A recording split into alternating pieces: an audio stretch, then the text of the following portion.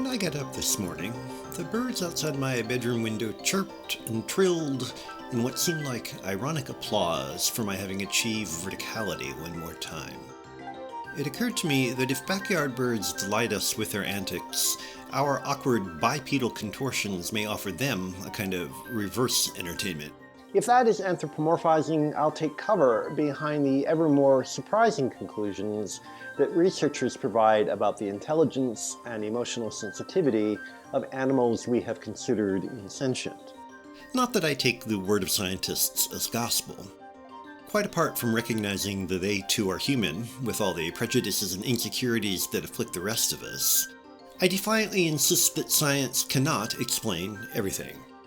I am not referring to the mysteries of the cosmos that religions use as a cudgel to browbeat scientists with what they cannot explain. I am talking about those brief vacations from meaning that life provides. I remember, for example, a conversation I had with one of my students.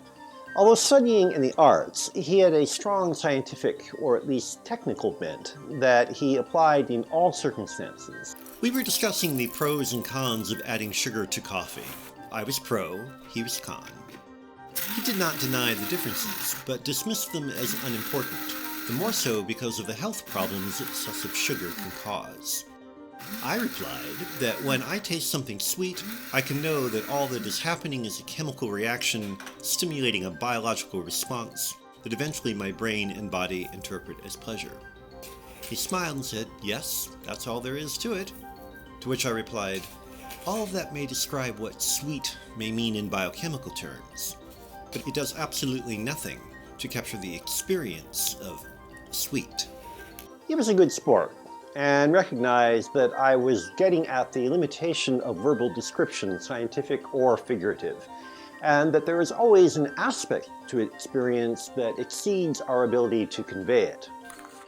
All we have is language, a clumsy, unwieldy chain of metaphors that moves further away from an experience the more we try to pin it down. It is not just the differences between one language and another. Language itself is the problem, the limitation. The more so when we adamantly assume that it can reproduce the experience to reveal some echt meaning if pursued with enough dedication, intelligence, and precision. No such perfect expression exists, of course, rendering all attempts to achieve it amusing or frustrating for anyone honest enough to admit the limitations. The birds just have to chirp to understand each other. We fumble as soon as we open our mouths. Such feeble efforts are made weaker still by the vagaries of tone and delivery. Style can give the written word a degree of meaning beyond denotation, conveying through rhythm, cadence, and vocabulary implicit meaning, which, however, is contextual and contingent. This is one reason why legal language is notoriously turgid and complex, as its struggle is to banish all potential peripheral, tangential meaning off the page, leaving only the driest remains to destroy tone and with it any ambiguity. It cannot, of course, which may explain why lawyers often view their profession as a form of acting. For just as actors must study their lines to shape a mental reality for themselves so that they may then convey it to us, so too the lawyer must burrow into written testimony and evidence to shine a spotlight on intention and assemble the bits and pieces into a semblance of reality, combining the poses of an actor with the practice of an archaeologist. In trying to make the word into less a substitute for experience than the reality of that experience, however, the lawyer and the actor reveal the inadequacy of the process. They must restore or create the reality from the symbolic system of language through performance, bringing dry texts to life with their bodies and voices, demonstrating the limitations of words by exploiting them, revealing them as central, but also malleable, and therefore unreliable. Roland Barthes wrote about the grain of the voice, the literal sound a singer produced in the act of singing. Barthes focused on music, but his observations apply to all forms of vocal communication: singing, everyday speech, storytelling, acting. As a body caresses a sound through musculature and breathing, the grain exceeds our ability to describe it, but we still experience it. We always perceive the grain not in a conscious effort to understand meaning, but in a physiological inevitability that can be controlled only by someone who recognizes its potential as erotic communication, a call from one body to another, a seduction that excites through sheer sensual recognition. At one level, this is almost common sense.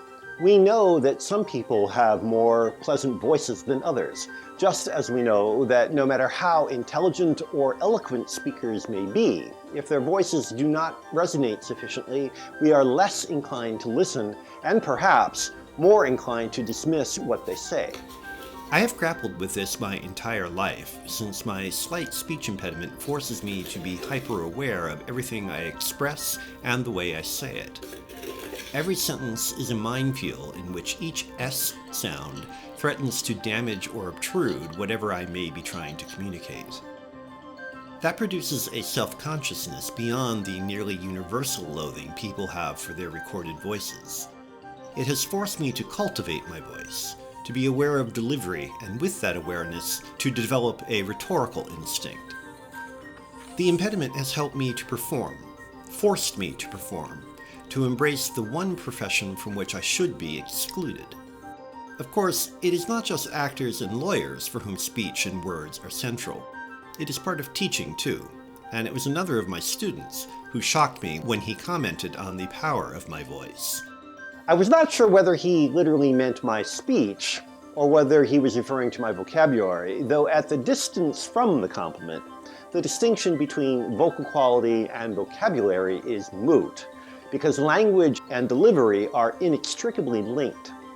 Indeed, another friend insists that when he reads my writing, he hears me speak.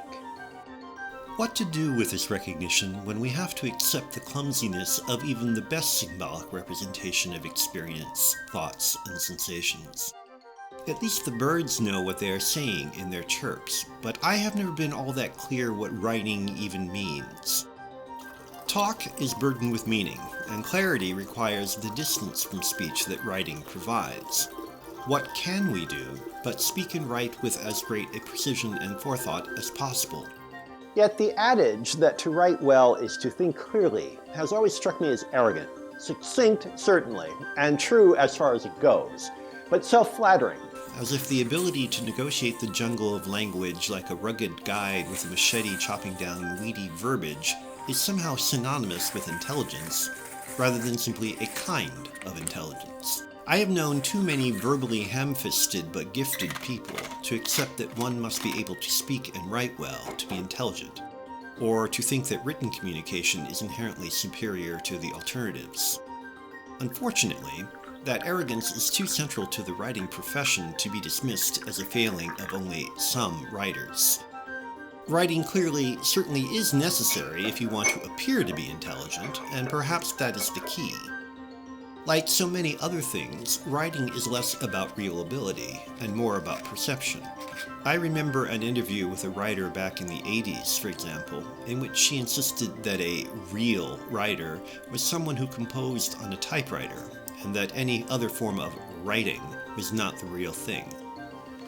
That mind-numbingly stupid comment at least demonstrated that real writing was as much a political as an artistic question.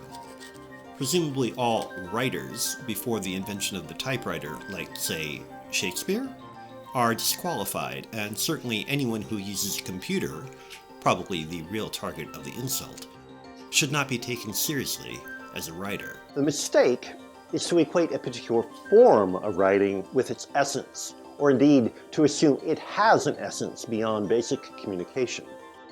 That form is, of course, the linear exposition central to journalism, fostered by the sadistic demands of a technological process enjoyable only when completed, and thus best when finished in one go. It is as if the label writer is the reward for enduring the torture of being sequestered alone, hacking away at a recalcitrant keyboard, stinking from too much booze, smoke, and sweat. Anyone who has not suffered similarly cannot join the club.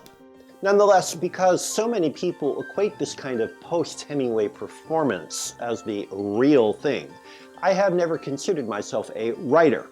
I know that I do not get things right in a first draft, that I only find what I am saying in the act of writing, and that consequently revision is more important than initial composition. Then again, an author whose work I admire, Thomas Mann, once described a writer as, quote, a person for whom writing is more difficult than it is for other people, unquote. By that definition, I qualify. If others perceive me as such, I suppose I have to accept the label. But I'd rather listen to The Byrds.